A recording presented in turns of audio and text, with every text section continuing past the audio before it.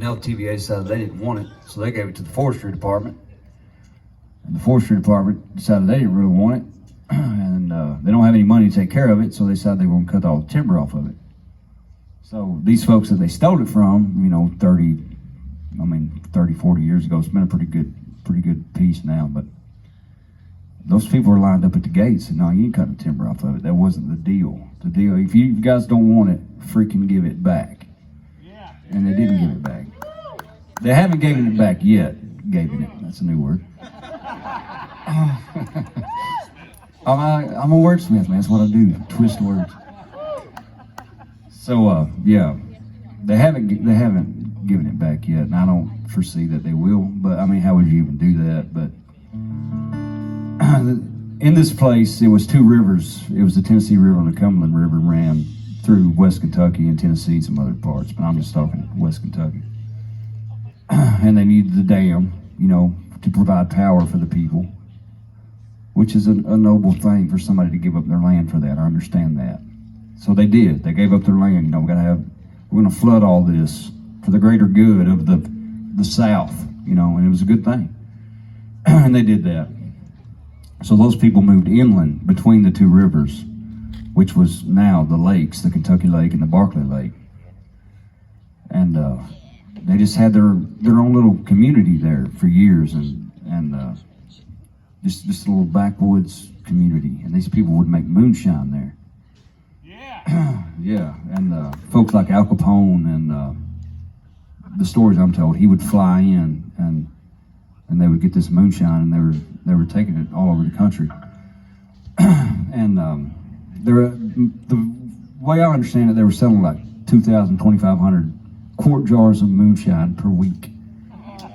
So they were doing it up, man.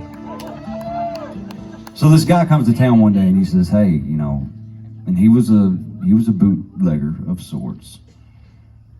Maybe had a little more formal name than that, but he comes to town and he says, "Hey, you know, let's work together on this." So this is the head steelmaker there was a guy named Casey Jones. He was over the whole moonshine operation. He said, "Yeah, let's work together." So this gentleman told Casey Jones, he said, "You're gonna have to cut the liquor down because it's way too strong. You know, it's not sipping liquor. You wouldn't want to."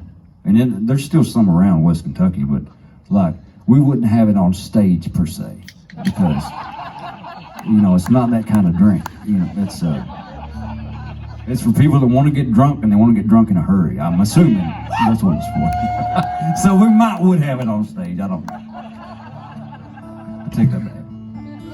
So anyway, Casey Jones says, "No, you know, it is what it is. The recipe is what it is. That's the way we've made it our whole entire life. That's the way it is." So the gentleman got in his car and drove away and never came back.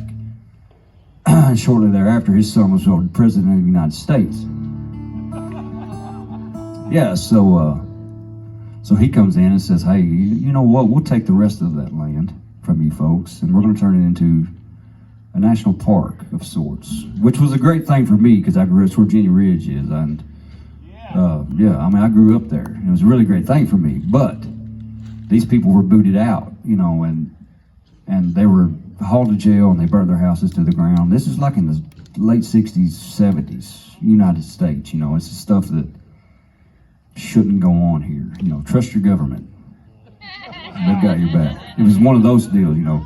These people would say, you know, "We're not leaving," and they would go in there and they would drag them out and they would burn their house down with everything they had in it. And this really happened. So I just tried to tell the story from that point of view and just be a voice for those people. Yeah. This song's called "Life's Blood."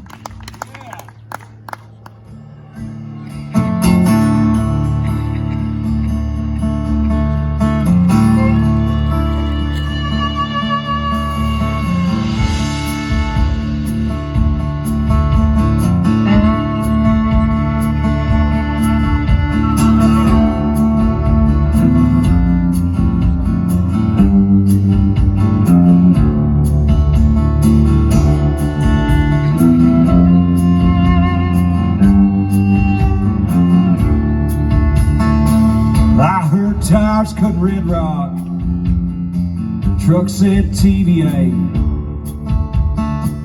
I saw Daddy take the papers Told them we couldn't stay. Mama stood there steady, said, Daddy, when we gonna leave?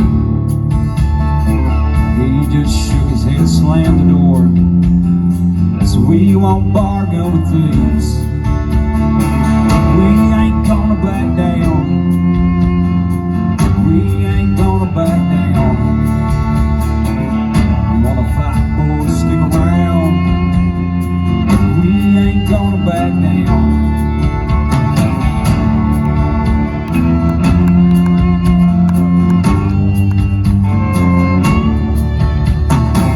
We got word this morning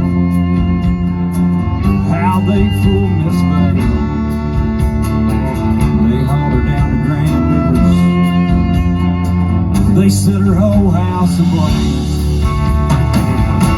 They left a pile of rubble with all she on the side.